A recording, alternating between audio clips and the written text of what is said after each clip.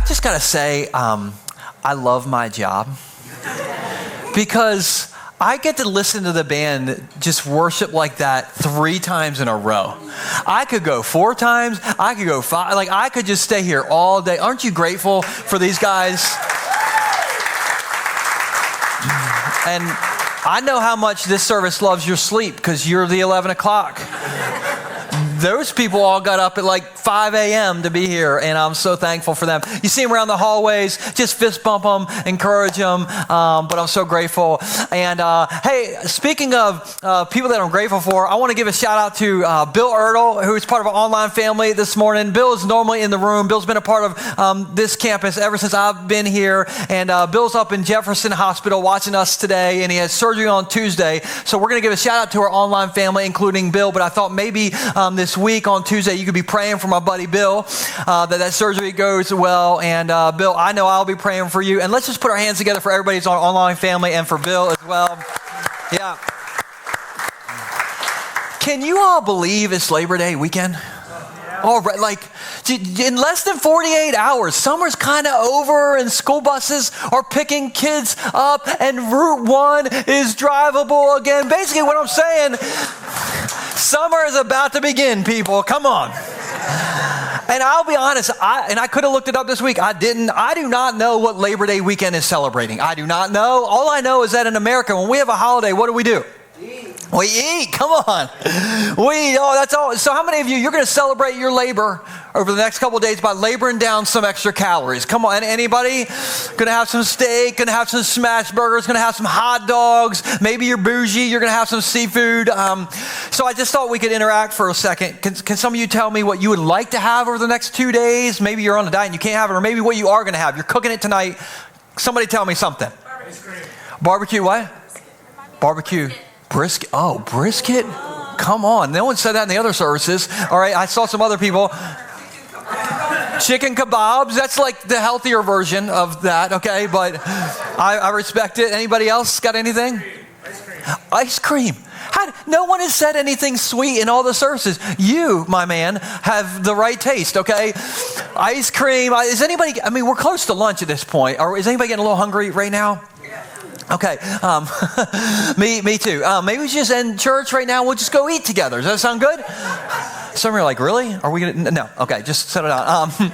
But here's what I may splurge on today or tomorrow, and it may be my lunch plans today. One of the things that I love to splurge on that I never get is lobster. Now, let me be a little more precise. I like butter with a little side of lobster. You know what I mean? And so recently there's this food truck opened up near my house. It's called Upscale Seafood. Anybody heard of Upscale Seafood? There's a fan here, a couple fans. There's one in Lewis, and I'm over the Bethany way. One opened up near Bethany. So I saw this food truck parked, and so I always look at things online. So I was like, let me look at their menu. And the first thing that I saw on their menu was a Maine lobster roll. Now, I've never had a lobster roll. I've had Tootsie Rolls. I've had a lot of dinner rolls, okay, but I've never had a lobster roll, and I like rolls and I like lobster, so I'm like, this seems like a match made in heaven. And then I saw that with French fries, it's $27. And they don't call me Pastor Tice for nothing, okay? So I put it on my bucket list. I was like, maybe one day, I'll get that $27 lobster roll. And so a couple weekends ago, I was like, this is the day. And so I said to my wife, I was like, Stacy, I'm getting a $27 lobster roll. And Stacy looked at me and she said, oh, well, get 2 because I want one too. I'm like, I just walked right into that. Like I just walked and set myself up. And so I was like, yeah, we should definitely buy 2 $27 sandwiches. And so we ordered, went to the food truck, ordered it. I spent $54 at a food truck because America, and I'm going to tell you right now, it's the greatest sandwich I've ever had in my entire life. Okay, I liked it so much, I took a picture of it because you got to take a picture of the most expensive thing you've ever eaten before. And so here's this lobster roll, and it looks mini in my hands because that's because I've eaten 99% of it before I took this picture. But I may get another one today. I may buy 2 $27 sandwiches tomorrow and the next day, and I stopped saving for my kids' college because I need lobster rolls. And this thing was so good. And look at this picture. All right, it's like piled up with this fresh crab meat chunks. There was this, listen, when I was biting in every bite, there was this juice that was running down my arm. I don't know what the juice was, but it was dripping off my elbow onto that platter plate. And then there's this bun, okay, and I don't know what it's called a Frankenfurter bun. Never heard of Frankenfurter bun, but it had like the perfect amount of crisp and warm, and it had butter taste to it, and it was crunchy, but it was also soft. I'm going to stop because some of you got drool coming out of the side of your mouth right now. So I'm curious, is anybody feeling a little hungry right now? We're getting close to lunch. Who's feeling a little bit hungry right now? Okay, I did that on purpose. I set you all up because today's message, I'm calling it this, and we'll put it on the screen. I'm hungry. Now what? Some of you are probably like, this is already shaping up to be your favorite message you've ever preached, Joel. Okay, like I'm hungry, and now what? You're speaking to me right now. But I'm calling this message, I'm hungry, now what? Because our famous Jesus story we're going to look at today is when Jesus fed 5,000 people fish and rolls, which sounds a lot like lobster rolls. Hey, you see what I did, the connection there? Okay. And this miracle happened when a bunch of people were together and they were hungry. Kind of like right now. And speaking of hunger and being hungry, this is what I've noticed, kind of switching gears real quick. I've noticed that people seem more spiritually hungry right now than I've seen in a really long time. People seem more spiritually hungry right now than maybe I've ever seen in my entire lifetime. And so, do you want some good news this morning, Bay Shore? You want some Labor Day weekend good news? Is that okay? Okay, so I want to show you some different headlines, and these aren't headlines from like Christianity Today. These are like secular headlines. And so this first one's from the Wall Street Journal, and it says this, okay, sales of Bibles are booming, fueled by first-time buyers and new versions. And the thing that it says below is that year to year, Bible sales are up 22% this year over last year. It's the highest of any category of book sales, up 22%. Here's something interesting. This is Axios. This is their headline. Young men are leading a religious resurgence. And then this is USA Today. It says, not just at Easter, Gen Z is returning to Christianity. Data proves it. Now, I love that it says data proves it, and then the next thing is opinion. Like, interesting connection. But do you know what the data is? 65% of Americans right now say that church is very, very, very important in their life. And who is leading this? Gen Z. Oh my goodness. And I see that here happening in our church. A lot of Sundays, I'm standing here during the worship, and I'm looking at the team up here. I don't know if you've done this. And I'm just sitting there, and I'm like, I'm older than you. I'm older than you. I could be your grandfather. And it's Gen Z a lot of times that are up here leading. And I just want to say, I am so proud of Gen Z right now. If you're between 13 and 28 years old, all right, you're the ones who are waking up. You're starting this trend. All right, and we're not going to be the church that's like, oh, this next generation, they're all going to hell in a handbasket. No. This next generation is the one saying, hey, if I'm going to anchor my life to anything, it's going to be in Jesus and the church. And we could not be more proud of you at this church than we are. We are so thankful for Gen Z. So thankful. And the tide is rising. The tide is changing. And stats match. Forget about the stats, okay? The thing that I want to point out is that I think we're in a season where people are spiritually hungry right now. Can't you see it? And it's not just Gen Z. It's millennials. Where are my millennials at? Okay, it's millennials. It's boomers. Where are my boomers at? Boomers a little slower to get to it. All right, it's all good. But listen, and there's probably other generations. I'm forgetting them. All right. What's that? Gen X. Sorry, Katrina. Gen X. Okay. I'm missing all three services. So you're ready for that one. Okay. But I think people are spiritually starving right now. And there are a bunch of people that are spiritually hangry. And I mean that in the best way possible. In here and out there. And so speaking of hungry and hangry, let's go to our famous Jesus story, this miracle where Jesus feeds 5,000 people. Fun fact about the miracle, it's the only miracle that Jesus does that shows up in all four Gospels. They went 4 for 4. And Jesus didn't feed 5,000 people. It's way better than that. Okay, Jesus fed 5,000 men.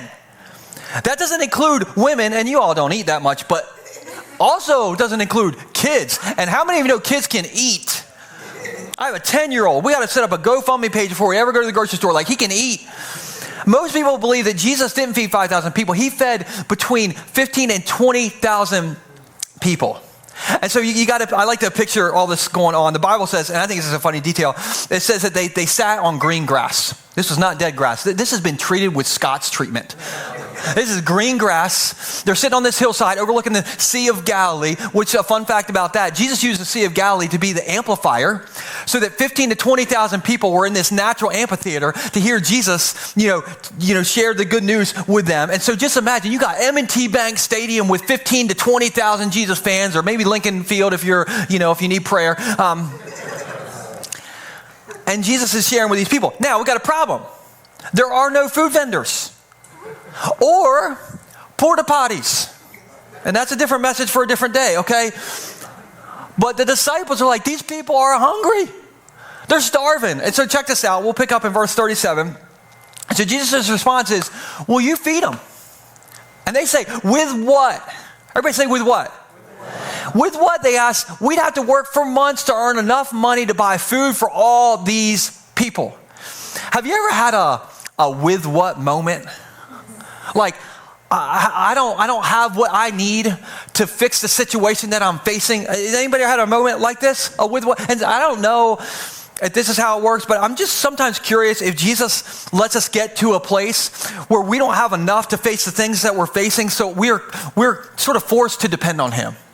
Sometimes I wonder if Jesus lets us get to the end of ourselves, because that's the place where we finally start to say, okay, Jesus, I need you to step in here. I've been comfortable. I was kind of like ignoring you, not thinking about you, but now I need you to step in here because I'm like having a with what moment. And so the disciples are like, with what? And so if you're taking notes or taking pictures of the screen, you can do this. We have two main ideas today. The first one is this. Part of being spiritually hungry means realizing that when you don't have enough, Jesus is more than enough.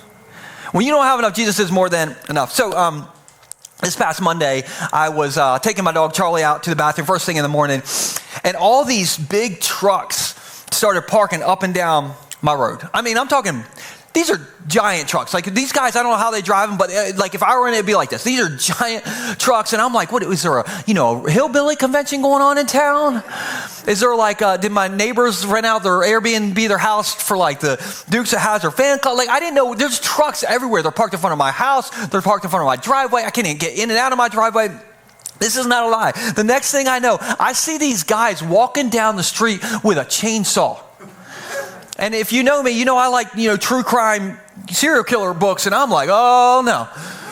And then I looked at the trucks and I saw that it was like a local tree cutting company, one of their logos, and so I thought I really need to start reading different books because I was freaking out in my head. But have you ever seen these tree cutters in action? You ever seen this before? I'm not kidding. I saw this guy get strapped to a crane. And they sent him up so high, he was like dodging satellites. He was like all the way up. And so I took a picture, a few pictures actually. And so this is a few doors down, and there's a truck, and there's a crane. Can you see the guy? Say no, say no. You know why you can't see him? Because he's hanging out on the moon. Here's another picture. All right, you starting to see the guy? All right, here's the last picture, and I think this is funny. He's wearing a helmet. What's a helmet going to do when you fall from Jupiter? Like, what is that? These tree cutter guys are crazy. How many of you would do this? You would be able to strap to a crane, go up in the sky with a chainsaw and a helmet. How many? Okay, y'all need to value your life a little more. Okay. How many of you are like me? There's not enough money or lobster rolls in the world to get you to do something like this. Let me see your hands. That's me. There's not enough money in the world to get me to do this. And I say that because sometimes we don't have enough of what we need to face the situation that we're facing. Sometimes we don't have enough of what we need to face the situation that we are facing. Okay, so for instance, have you ever felt like, I don't have enough to handle this financial pressure right now? I don't have enough patience and wisdom and what I need to handle this parenting pressure. Hello? I don't have enough time to juggle my crazy family and my crazy career and my crazy boss and my crazy health pressure. I don't have enough. You ever felt like I don't have enough? And I feel like our theme song should be that Queen song, Under Pressure. I would sing it for you right now, but I cannot sing, all right? But I think we always feel under pressure. And in this story, this famous Jesus story, the feeding of the 5,000, the disciples are under pressure. Think about this. There's 12 of them. There's 20,000 hungry people. And there is not a food truck selling lobster rolls anywhere in sight. And so check out what Jesus says. He says this in verse 38. How much bread do you have? He asked. Go and find out. They came back and reported, we have. Pause. I think we have is funny because they basically just stole a little kid's lunch. But they have some 5 loaves of bread and 2 fish. And so in my mind, okay, this is 5 loaves of bread, 2 fish. You can make a couple, McDonald's Filet-O-Fishes, basically. So out of these 20,000 hungry people, you can feed, I don't know, let's be generous, 7 people? That's what they have. Now, 3 quick questions. These are easy. You can answer these out loud. Did Jesus ask how many people needed to be fed? No. Do you think 5 loaves and 2 fish will feed 20,000 people? Did Jesus ask if anybody had a shellfish allergy? No. The answer is no, 3 times. What did Jesus ask? And we'll put this up on the screen. I kind of added to it, but what did Jesus ask? He asked, what do you have? And I think so many times we limit what Jesus can do through us because we're only thinking about what we don't have. And Jesus is like, no. What do you have? What do you have? Okay, and I think the lesson is we got to focus on bringing what we do have to the table for Jesus. Come on, 11 o'clock. Okay, I don't have any money. I got some bills. We'll bring them what you got. Okay, I don't know how to handle these kids. They're going off the rails. We'll bring them what you have. I don't know how to handle my family situation. Speaking of going off the rails, they are going off the rails. We'll bring me what you got. I don't know how I'm going to deal with my boss and my health and, blah, blah. You can put a bunch of different things in there. Well, give me what you got. I think it was what Jesus is saying. It's because when you give Jesus a little that you have, he can do way more with it than you can. And so that happens in this story, verse 41. Jesus took the 5 loaves and 2 fish, which is all they had, right? That's all they have. He looked up toward heaven. He blessed them. Then breaking the loaves into pieces, this is the best part. He kept giving. He kept giving the bread to the disciples so that they could distribute it to the people. He also divided the fish for everyone to share. Everybody say, he kept giving. Okay, that seemed a little like comatose. So we're going to add a little kicker to it. Okay, we're going to say he kept giving, baby. That might get you awake. Okay, let's say he kept giving, baby. He kept giving, baby. And when you keep giving Jesus what you got, he can keep giving blessings towards us. I don't know what those blessings are. They may not be what you think they're going to be, but he can keep giving to us. And I think this famous Jesus story shows us to use the little we have to help other people. And I experienced this happening last week. In between services last week, I was walking right down the center aisle, and I ran into Debbie from our church. Debbie's on our care team, and I said, hey, Debbie, how's your week been? And Debbie was like, And I'm like, yeah, I've had some weeks. And she said, but can I tell you the highlight of my week? And I'm like, I want to hear the highlight of your week, Debbie. And so Debbie said, part of the care team, what we do with the care team is we help feed other people who are going through a situation. And she said, I got to make a home-cooked meal for Cindy in our church. And Cindy is a dear lady in our church who lost her husband a couple weeks ago. And so Debbie was like, I just wanted to take care of Cindy. And Debbie said, I'm a little crazy. So I made a menu, and then I made her a Capri salad. And then I got this organic specialty chicken. She was talking about the details of the chicken. I don't know what it meant, but there was some detail. This was not just your run of the mill chicken. This was special chicken, hormone free, organic, probably raised in somebody's, backyard. I don't know. She made rice. She said, I homemade bread and I'm like, come on. The care team is killing. Our care team is all over situations like this. And so we have a picture that we'll throw up here. This is Debbie. And this is she made Capri salad, and she made, fresh made bread, and there's chicken. There's all kinds of things. And she said, I wanted to do something extra for Cindy who lost her husband. And she said, because I've been there. I know what it's like to lose a husband. And she said, I just wanted to do something out of my kitchen for her. And I'm like, that's it. She used her kitchen and her story to share Jesus with Cindy. And so I'm so thankful for Debbie, and much love to Cindy. We're still praying for you. And I'm just thankful for our church kind of coming around people like this and using the little we have. And when we use the little we have, Jesus can use that to bless people a lot. And when we use the little we have, Jesus can use that to to bless us a lot. Here's how it works. We'll put this on the screen. I know like school's starting this week, so let's just do some math, some church math. 5 loaves plus 2 fish plus a full M&T Bank Stadium. That's the Raven Stadium because some of you are so lost. That's the Raven Stadium. Full of people. That is not enough. But let's just change the formula. 5 loaves plus 2 fish multiplied by Jesus is more than enough. It's more than enough. And here's what spiritually hungry people do. We realize that when we give Jesus what we got, he multiplies it. Well, I don't really got much in my wallet, but I'm going to open up my wallet to him. Okay, he's going to multiply that. Well, I don't really have, much to give with my kids. I'm giving all I have. But you give him what you got, and he is the X factor. You give him what you have in your health. You give him what you have in your family and your struggles, and he is the X factor, and he multiplies it in a good way. And I don't always know what that way is going to be, but I do know it's going to be good because he is a good father. And I don't know who this is for, but I think some of you need to stop being so pessimistic about your situation. Because spiritually hungry people who give Jesus all they got, I think should be the most optimistic people in the world. And you may not be a Jesus follower, and if you're not, I'm glad you're here, but here's what I want to say to you, those of you who are like, I'm a Jesus follower. I want to tell you that Jesus followers should be the most optimistic people in the world. Sunday for 1 hour, this should be the most optimistic place in the world. And you might be like, okay, that's like a cool line, but why? Why? Because Jesus is good.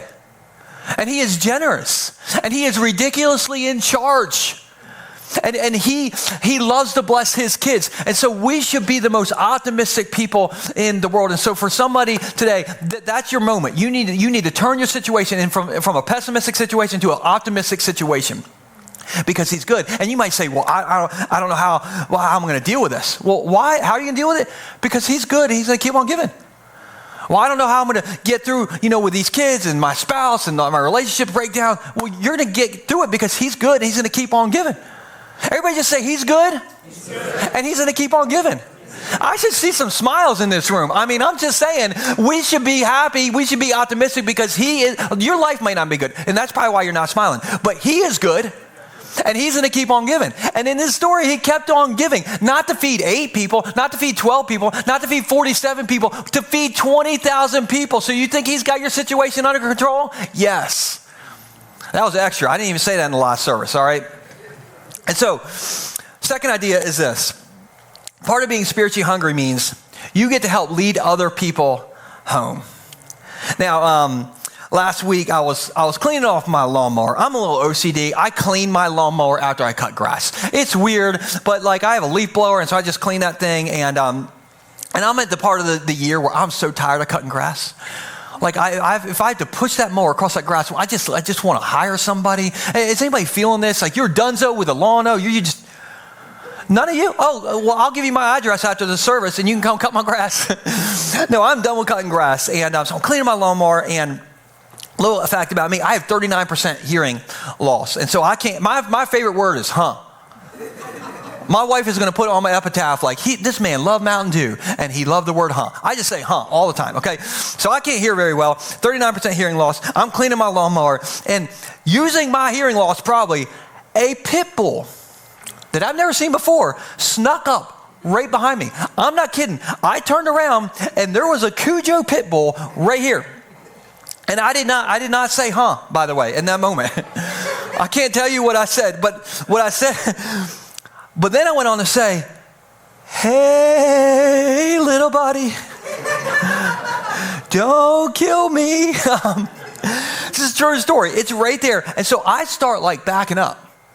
And Cujo just steps along with me. So I backed up, walked into my garage like this. Cujo, just into my garage. I got to my door that goes into my house, all the way up to my stairs. I'm pinned against my door now. Cujo is right there. So I banged on the door and I yelled, Stacy, do not open this door. Stacy opens the door and says, why don't you want me to open the door? I'm like, this is our marriage right here, and then she sees the dog and she slams the door shut. I'm outside still. I'm like, I got it. I see how I rank here in this family. And so I didn't know what to do. So I took a picture. I thought this was the last moment of my life. So I took a picture. And so this is me and Cujo right here. Every service, everybody said, oh, okay, I would love to switch spots with you. That's what I would have loved to have done. And so long story short, this dog was friendly. And apparently it was the next door. There was out-of-towners next door, and it was their pit bull. And so after this, I found out that was his home. So I'm like, come on, let's go home, Cujo. And so I got Cujo home. Everybody say, I got him home. Got him home. Now, I tell you that because I think that Jesus uses us to help get other people home. Not other pit bulls. But I think he uses us to help lead other people home. I'm curious, have any of you been influenced in your faith by somebody in your life? Or you're in church because of somebody in your life? Let me see your hands. Look at that. And I think Jesus uses us to help lead other people home. And you're here because somebody helped lead you home. And one of the things that we see in this story is that when we feed other people spiritually, we get fed back. Let me show you how it plays out. This is in verses 42 and 43. It says, they all ate as much as they wanted, and afterwards the disciples picked up how many baskets? 12 baskets of leftover bread and fish. I'm going to ask 3 questions to you, and these are layups. Anybody can answer these questions. How many baskets did they pick up? How many disciples are there? Did each disciple just get their very own basket filled with McDonald's Filet-O-Fishes out of this deal? Yes. And here's my takeaway. And I've been so fired up about this. The last service just kind of like, whatever, listen, this is amazing. All right, we'll put this on the screen. The disciples got to participate in the miracle. They got a front row seat to the miracle. And they got fed themselves through the miracle.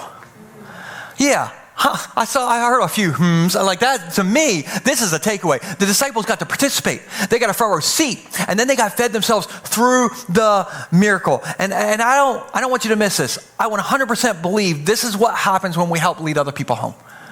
And I just want to brag on you guys for a second. Can I brag on you? Is that okay?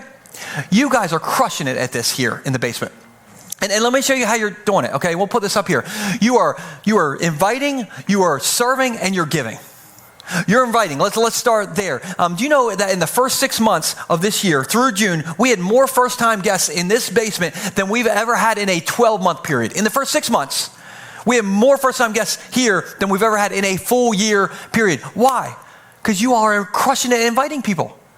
You're bringing people. And like last week at our first service, for the first time since we've gone to 3 services, we actually had overflow out there again. Come on. I'm like, here we go again. And so if you want to invite people, because you guys have continued to do that, we always have this invite card stand out in our lobby, and you can grab those cards and you can invite people. And I'll tell you, you're sitting in the service that actually has space, that has opportunity. And so you can bring somebody with you next week, and so you can help feed them spiritually. And so you're inviting. You're serving. Pastor Cotter told me on Monday that now the recent count for Bay Shore Rehoboth is there are over 200 volunteers at this campus alone. Over 200. Now, our regular attendance on a Sunday is between 400 and 450, which means about 50% of our attenders are volunteers. I've never heard of that stat in any church in the world. You guys are amazing, and I'm going to probably get some of these. I want to recognize our volunteer teams, and I don't want to miss anything, but I'll do my best here. Here's some of the volunteer teams. Guest services. Those are the ones who greeted you at the door today. They're so friendly. Our guest services team. Then we have our metrics team. They're the ones who count money and people. And then we have our safety team. You don't know who our safety team is, but they are here. And if you get out of line, they're going to take you out. We have our safety team. We have our Bay Shore Kids team. We have We have our production team. We have our worship team. During the week, we have our care team, our prayer team, our clean team, our small group team. We have a Celebrate Recovery team. I mean, there's so many different teams that serve here. Almost over 200 volunteers that are serving here. And if you want to join our serve team, download our Church Center app, choose the campus, choose join a serve team, and we will get you plugged in. And you might say, well, Joel, I'm not really qualified to volunteer in a church. And I just want to tell you that I know a lot of our 200 volunteers. They ain't qualified either. We got some sketch people around here, including me. One of our mottos around here is Jesus does not call the qualified. He qualifies the called. And so you're good. Join a team. We'll get you in. And you will get more than you ever give. I promise you. And speaking of giving, you guys are so amazing at giving. Here's 3 quick giving stories. First off, this all happened in one weekend. It was like a Saturday. My daughter came to me, and she handed me this envelope. And it says, Nora Tice to Bay Shore Community Church. And so I was like, Nora, what's this? And she says, that's my tithe for the money I made this summer. And I was like, oh. And then I was curious. So I was like, well, how much is in there? And she said, Dad, it's a tithe. That literally means 10%. I was like, a little sassy. Okay, I got you. But it oh my goodness, and I'll put it in the giving when we leave today. That was Saturday. Then Sunday, 2 things that weekend happened. First off, in the lobby, little Zach Barth, who is 10 years old. He's been here since he was born. He's a Bay Shore kid all the way through. He comes up to me with an envelope, and he said, I run a lemonade business. I'm like, okay. And he said, this is $60 from my lemonade business this summer. I want to give this to the new building. Is that crazy? I was like, I got lemonade in my eyes right now, okay? That was just amazing. I can't make this up. I turned from talking to Zach Barth, and I run into this lady in our church, and I'm not going to say her name. We'll keep her anonymous. But she hands me an envelope. I'm like, what is up with this weekend? And she said, my family got together, my siblings got together, and we wanted to donate 10% of our family estate to the new building project. I'm like, could you say that again? I mean, I heard you. I just need to hear it again. 10% of the family. I mean, and you guys are so generous to our church. And I just want to say thank you on behalf of our team and our leadership. Thank you so much for your investment in this church. And I didn't even mention this. The amount of people who have told me recently they have added Bay Shore to their will blows my mind. And listen, I want none of you to die or nothing.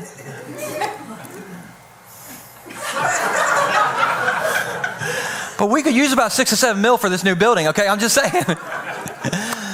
But you guys are inviting, you're serving, you're giving, and we'll put the title of this message back up on the screen. I'm hungry, now what? The now what for our church is keep inviting, keep serving, keep giving, keep inviting, keep serving, keep giving. And your return on investment is countless lives and stories that are being changed. Your return on investment is that, do you know that every Sunday for the last 12 months, somebody has given their life to Jesus in this church? Every Sunday for the last 12 months. That's your return on investment. Your return on investment is you are investing in a ministry that is caring for the widows. Your return on investment is you get a front row seat to what Jesus is doing every single Sunday. Why? Because you all keep giving what you got, and you all are feeding people who are spiritually hungry. And we live in a consumer culture, and I want to acknowledge that. You might be like, well, what does that do for me? And one of my favorite proverbs is Proverbs 11:25, and it's this. It's so good. Those who refresh others will themselves be refreshed. Have you ever experienced that? When you give to somebody, you refresh somebody, you get refreshed out of it. I'll end by telling you a story about Mike Cordry, who may have stepped in the room. I can't see anymore. Mike's in the back. All right, Mike, I didn't mean to embarrass you, but Mike's in the back. Mike's our facilities director. And Mike is this tough dude. And he wears camo. He's got, steel toe boots on, I'm pretty sure, right now.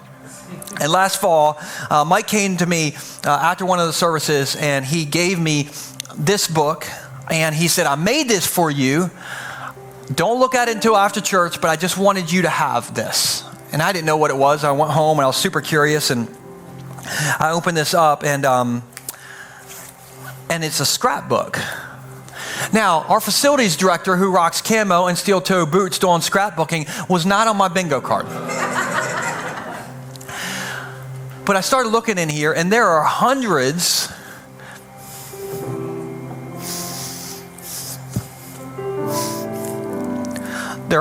of encouraging letters and cards and pictures and emails that you all have sent me over the last 11 years. And so I just broke down looking at this, and I got up with Mike, and I was like, well, how did you get all this stuff? And Mike was cleaning out my old office, and he said, I found your encouragement file. I have one of those because I need encouraging. And he said, I wanted to encourage you because I feel like you encourage a lot of people. So I wanted you to have this so that one day when you're sitting in a rocking chair,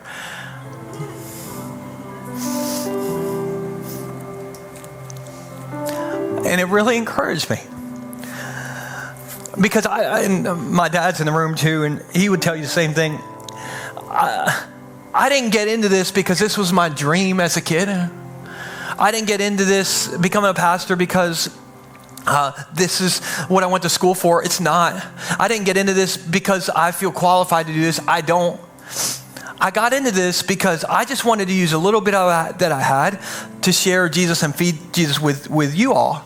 But what I have found out is you have fed me more than I've ever fed you.